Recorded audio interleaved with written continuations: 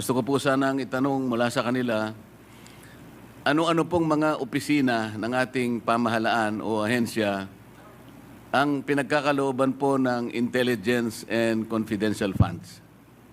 Confidential funds are given to NGAs, to LGUs, and some GOCCs po. You can elaborate, Madam Representative, sino po sa mga LGUs ang binibigyan po ng intelligence and confidential funds? Sa LGUs po sa LGU, sa POP po nila, Mr. Chair. Hindi po ba yung mga opisina ng mayor ay nakakatanggap ng intelligence and confidential funds?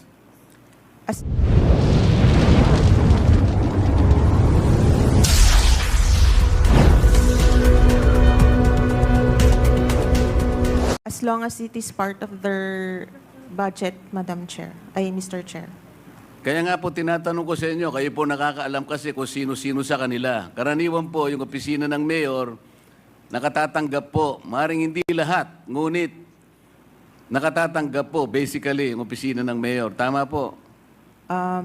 According to the joint circular po, LGUs whose peace and order is a priority concern, sila po usually yung nag-allocate ng confidential funds. Kaya nga po, base po sa record ninyo, may mga mayors po, opisina ng mayor ang nakatatanggap ng confidential and intelligence funds. Kasi po kayo ang nag-o-audit eh. Yes po, Mr. Chair. Para hindi na tayo magtagal, ganun lang kasi.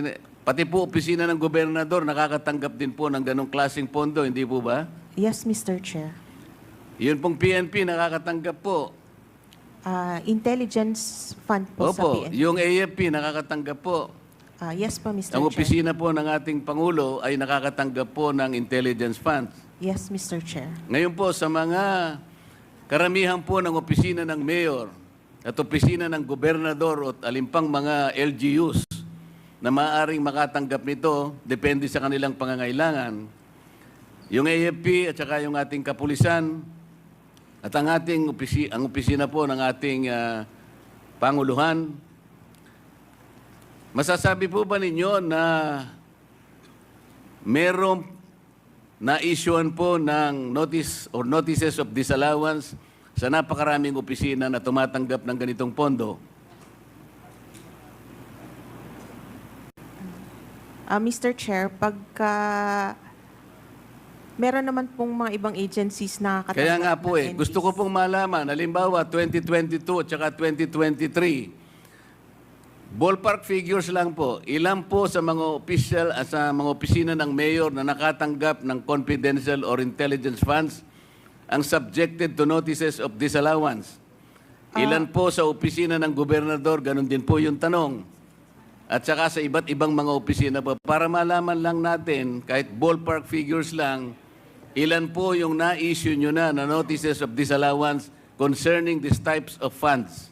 Mr. Chair, wala po kaming data on the said information today because we only have data on the OVP po.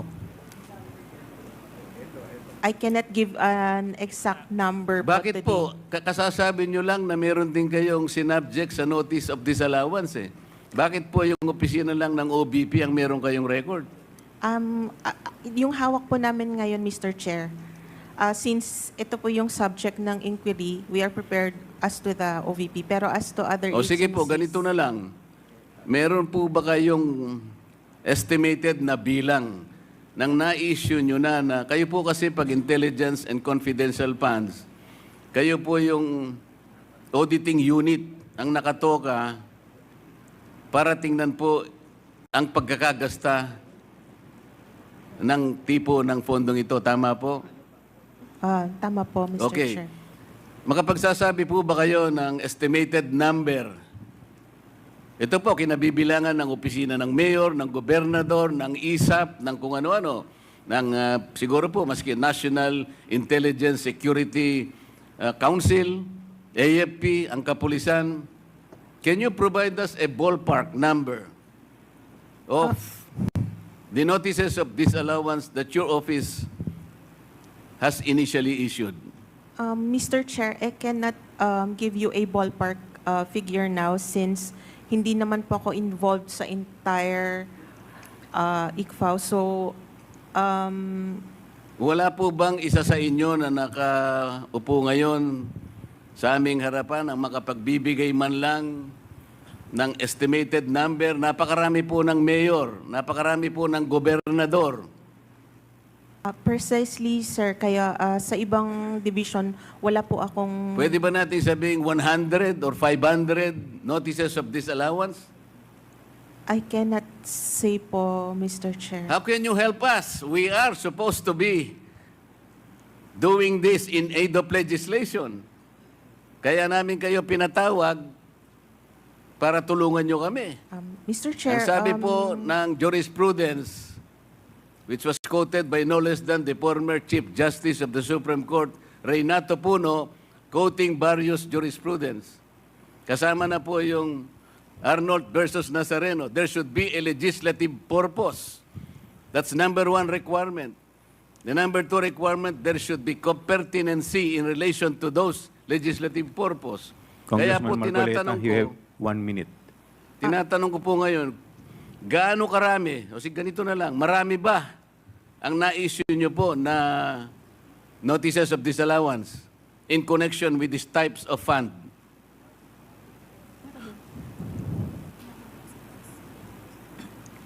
Sir, I really cannot give an exact number Hindi nga sabihin mo today. lang, marami. Attorney, Medyo marami. Attorney Camora, could you please submit the documents that the Honorable Marcoleta is requesting? Yes. Kasi sa ngayon, Mr. bago ako As to the magtapos, numbers. Mr. Chair, I want Yes, to wind Mr. up now. Yes. I want please to wind up now. Can you at least sabihin mo lang, marami, medyo marami. Pati ba naman yun, hindi mo... Ang dami po nating mayor dito sa buong Pilipinas, ang daming gobernador, pati kapulisan, ISAP, AFP. So sabi mo kanina, marami na-cover ng... ilan ba? Madam Chair, kung yung current year, I can answer na O yung, konti yung lang on po. the average noon, yung halimbawa 2020, 2021, 2022, by way of your experience, by way of your former data, Previous years po, I cannot say since bago lang po ako sa ICFAO. So, we could just provide you po with the documents. Please wrap up. One last question, Congressman what about Marcoleta. to the other members of the Commission on Audit? Through your experience, let's say in the last 10 years, wala kayong may bibigay? Alam po ninyo kung bakit ko tinatanong ito? Kung marami po kayong na-issue, at alam ko marami talaga, na notices of disallowance, pupuntahin natin dito lahat, hindi lang ang Office of the Vice President at dapat umupo dito.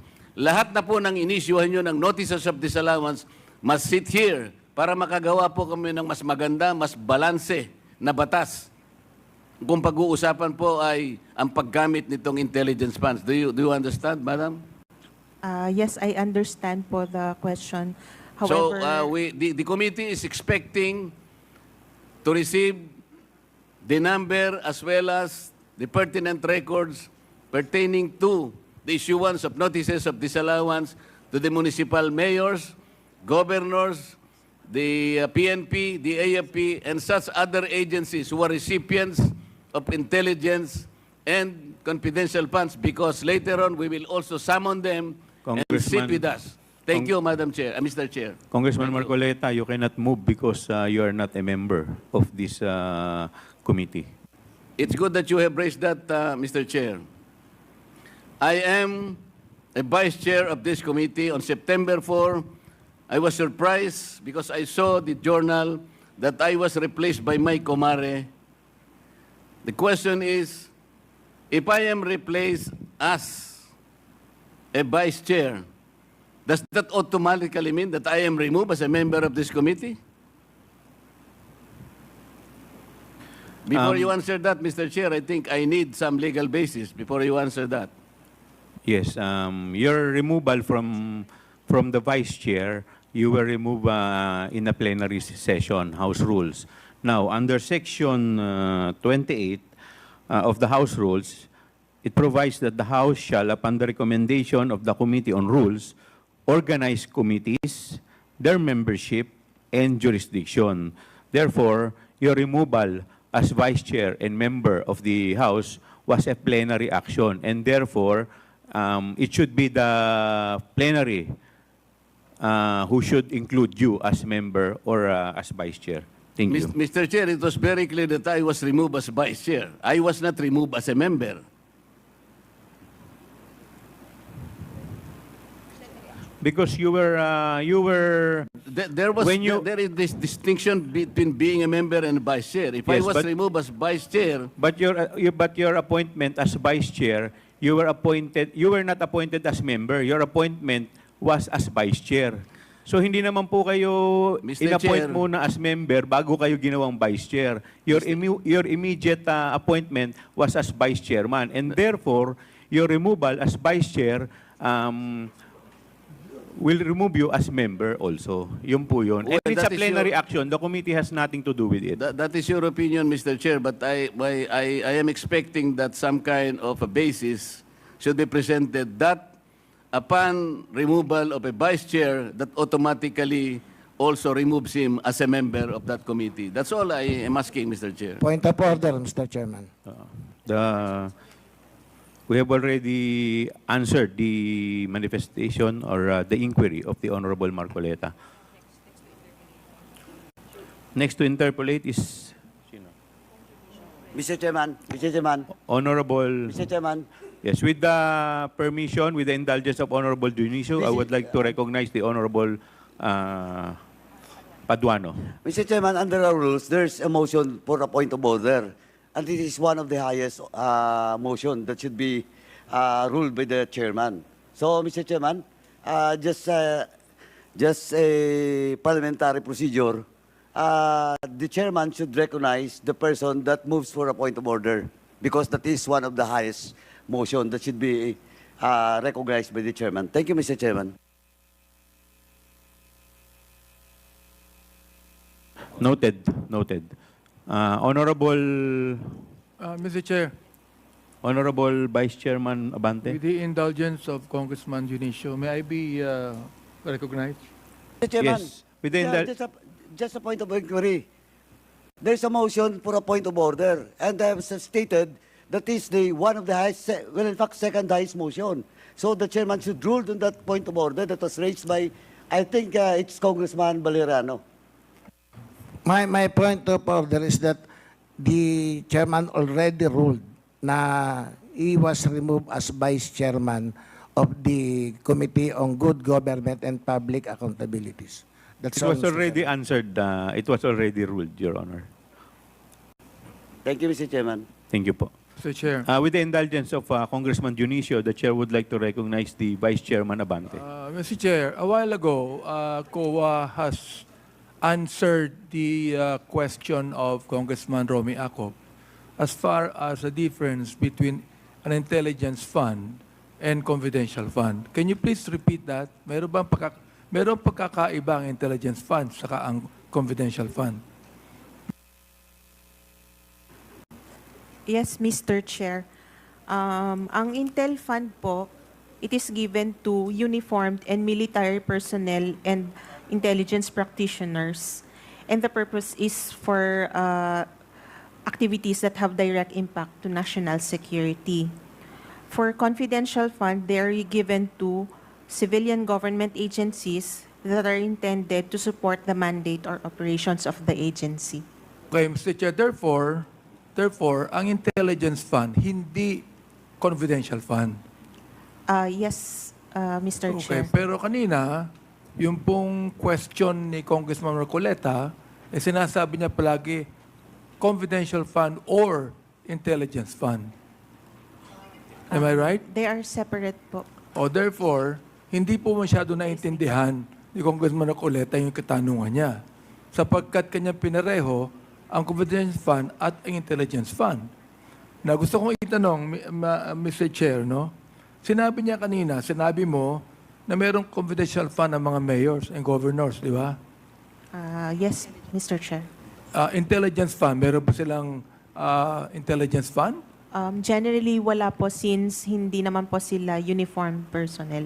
Okay, malinaw, Mr. Chair, na walang intelligence fund ang mga gobernador at mga mayor. Pero merong confidential fund. Yung pa ba? Tama ba ako? Tama po, Mr. Chair. Okay. Yung mga vice mayor at vice governor, meron ba intelligence fund o confidential fund? Meron ba silang confidential fund? Ang vice mayor at vice governor? Actually, sir, it's per agency po. So, if, for example, ma-designate na SDO ang vice, pwede po siyang mabigyan. Ano yan? Ano yan? It's If per he is agency po. designated If he as is mayor. Correct. As SDO po. Oh, As SDO. sabihin, if the vice mayor is designated as mayor, magkakaroon siya, correct? As mayor po. As SDO po. Ano SDO? Special Disbursing Officer. Special Dispersing Special Officer. Yes. Ay kung hindi, wala siyang confidential fund. Yes.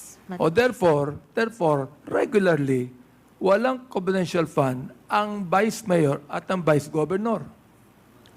Yes. Ayan. Katulad din po yan ng Pangulo. Ang Pangulo dapat magkaroon ng confidential fund. Tama ho ba ako? Kung based sa GAA po, tama po. Opo. Pero ang Vice President, hindi kinakailangan magkaroon ng confidential fund. Am I right?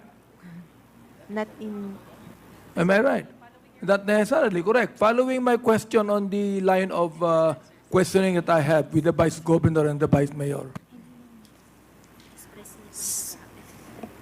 Sa NGAs po kasi, sir, what is expressly provided Oo. in the GAA. In the GAA po. Then normally, katulad ng, I'm just following the question that I asked, di ba? Sabi mo kanina, yung Vice Governor at yung Vice Mayor, normally, wala yung confidential fund. Correct? Oh. Yes, Madam Mr. Unless Chair. otherwise, they've been designated as what? As SDO, Mr. Chair. SDO. Okay. Ganon din naman ang Pangulo at ang Vice President. Correct? Oh, kung yung Vice President designated din na ganyan, meron siyang confidential fund. Am I right? Mr. Chair, what we only know is whoever is given confidential funds in the GAA can use Siguro ang confidential DBM funds. pwede makasagot niyan. Yusek, pwede mo ba sagutin to? Yeah, Mr. Chair. Yusek Toledo, you're recognized. Yeah. Thank you, Mr. Chair. So there is a provision in the GAA kung sino yung nabigyan po natin ng confidential fund, which is basically na-identify doon sa bawat GAA po natin. For example, for 2023, nabigyan po natin ng ang mga ahensya ng gobyerno ng confidential fund from OP, tapos doon sa Office of the Vice President, at mayroon din sa DA, mayroon din sa DepEd, may DNAHO. So all the way po, may listahan po tayo ng confidential funds na binibigyan natin sa bawat ahensya. Yung po bang binigay nating confidential funds sa Vice President, is that normal? Is that a normal procedure? Is that a normal procedure or not? O ito lang kahilingan? Kahilingan lang po ito. There was releases po natin in the previous administration, even Mr. Chair. So I think part of that, at may request po sila, so we provided them. Kahilingan, request, di ba? Mr. But it Chair. is normal procedure. Si Vice President Lenny po ba, meron siyang confidential fund? Vice President Lenny Robredo? Nagkaroon ba siya ng confidential fund o hindi siya humiling? I will check, Mr. Chair, of the data we have already provide. Yung ibang naging Vice President, for example, like Vice President Kabayan, Noli de Castro, meron po pang confidential Yeah. fund? As Mr. Chair, as far as for the Vice President Leonard Bredo, wala pong confidential funds Ayan, po wala. na binigay natin. Vice President de Castro, wala din, di ba? I think wala rin. Vice President Doy Laurel, wala rin. If I, that's too long. Wala yun. Sorry, sir. Oh, yeah? Hindi pa, Wala pa bata pa kayo noon. Wala pa. Yes, Mr. Chair. Sorry for that. Pero yes, Mr. Chair, probably from the previous administration lately, as mentioned, si Vice Mayor, President Leno Robredo, wala pong confidential fund. Therefore, Yusek Toledo, taga saan po kayo, Toledo? Sir, I'm from Region 1, North, Region 1 po ako. Region 1, sa Ilocos. Pangasinan, sir. Saan? From Pangasinan, Mr. Chair? Pangasinan? Yes, sir. Baka kamag-anak kayo na misis ko.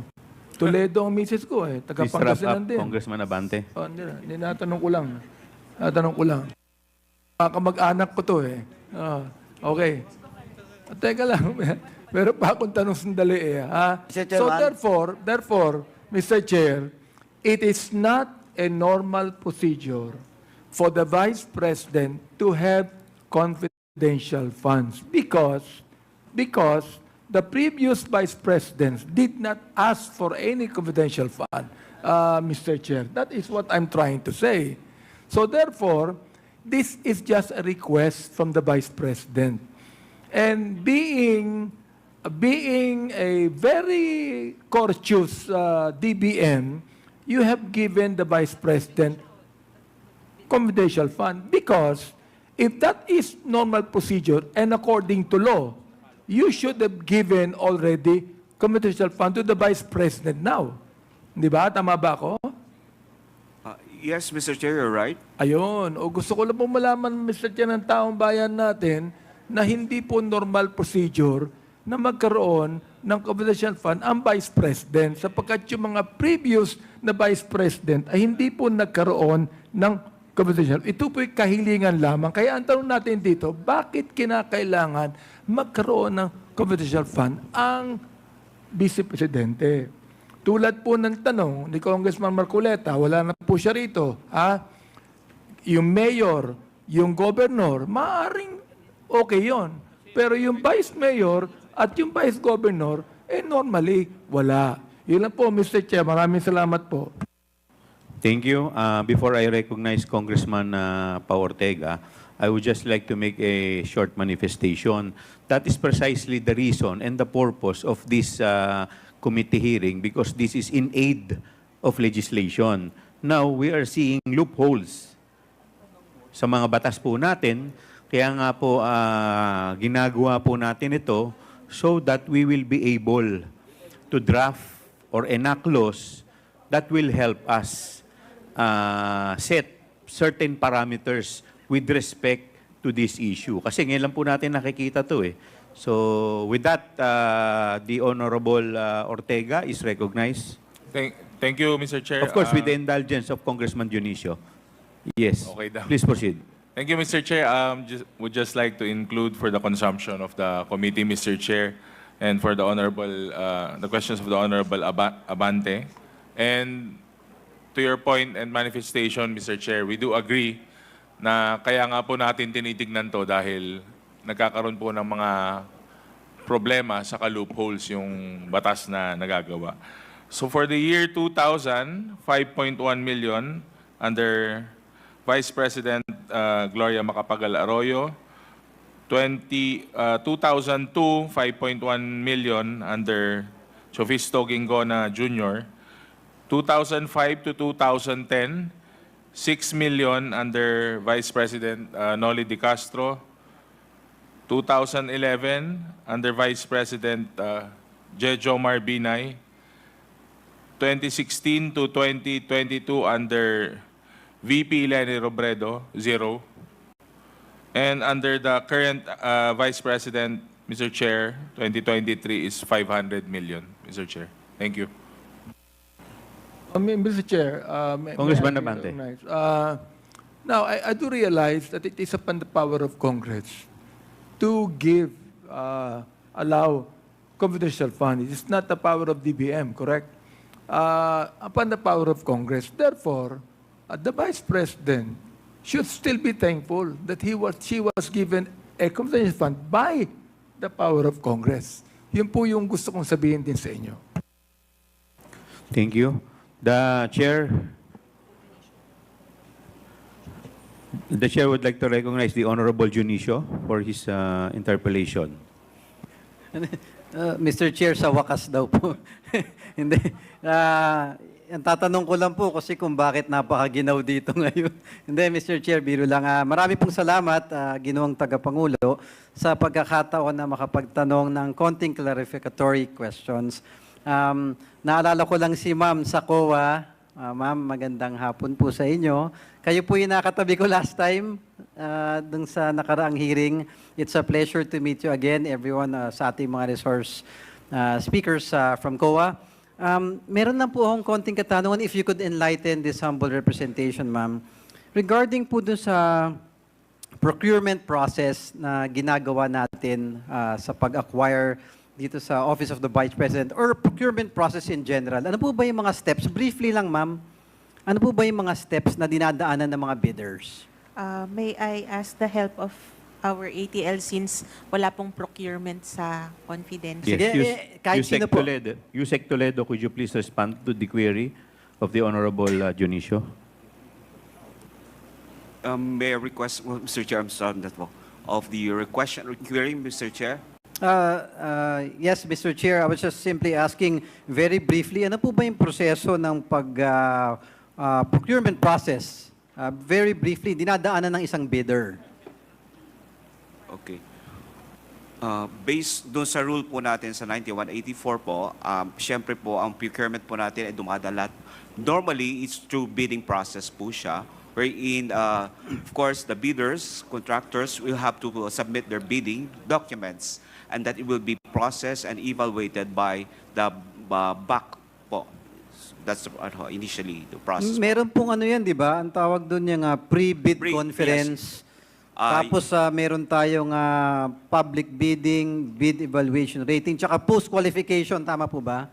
Yes, Your Honor, Mr. Chair. The reason why I was asking this question, Mr. Chair, para makita lang yung maraming steps ang dinadaanan ng ating gobyerno para mabusisi maigi yung mga bidders na nag-a-apply sa ating gobyerno. So maraming steps na dinadaanan po. Tama po ba yun? Yes, Mr. Chair. Yes, Your Honor. Opo.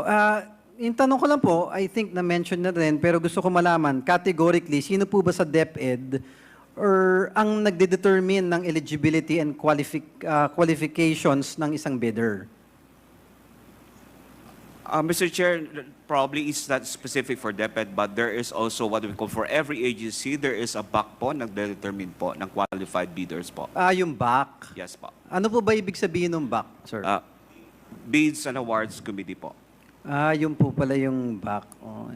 Yung important kasi na qualification po yata doon sa mga bidders, yung kapasidad din nila kung kaya nilang magawa o masupply yung mga binibid nila ng mga kontrata. Tama po ba yun? Yes, definitely, Mr. Chair. Of course, they have to check kung pwede nila i-deliver ang exactly the programs or projects na binibid nila, Mr. Chair. So we could easily say that it should be a minimum requirement na pinakaunang pamantayan natin, yung capacity ng isang bidder na kaya talaga niya dapat i-deliver yung binibid niya. Tama po ba yan, no? Yes, Mr. Chair.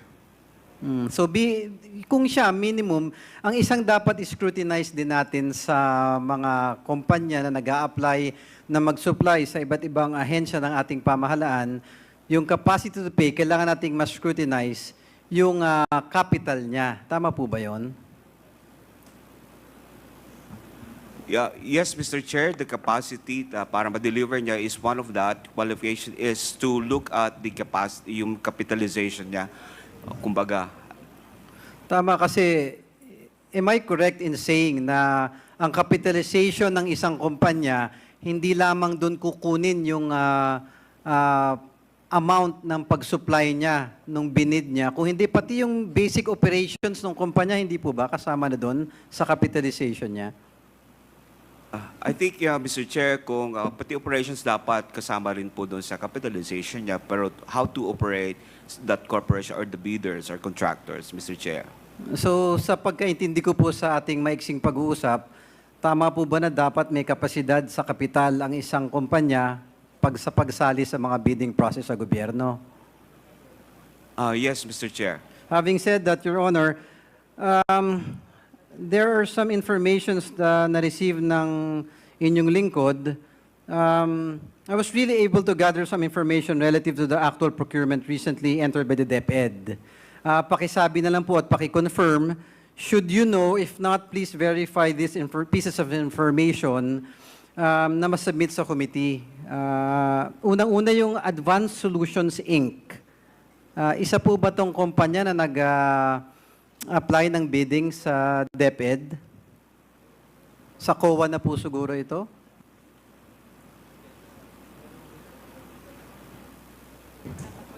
Mr. Chair? Before you sorry. proceed, we have yet to open the motion, the motu proprio. So we have to limit our question to the office of the Vice President. But of course, later after the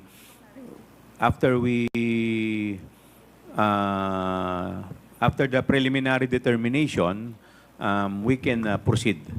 But in the meantime, we have to limit the line of questioning to the office of the Vice President first. Thank you for the enlightenment, Mr. Chair. Having heard the opinion of the chairman, I would reserve my questions for a later time. Thank you very much, Mr. Chair. Mr. Chair? Yes, Honorable Lara. Yeah, a while ago po, I manifested, You have Mr. moved. Chair, yeah, on the fund utilization of DepEd. I will now move, Mr. Chair, that said manifestation be put on motion that the committee take cognizance on the issues presented on the irregularity of the utilization sa paggamit ng pondo ng bayan ng naturang ahensya upang makita natin kung mayroon bang misfeasance, malfeasance o non-feasance, Mr. Chair. So I move, Mr. Chair. So there is a motion by the Honorable Lara to take cognizance of the motu proprio upon the manifestation of Representative Jervil Luistro of the 2nd District during the budget hearing of the Department of Education. Is there any objection? Seconded by the Honorable Gutierrez. Hearing none, the motion is carried. Okay.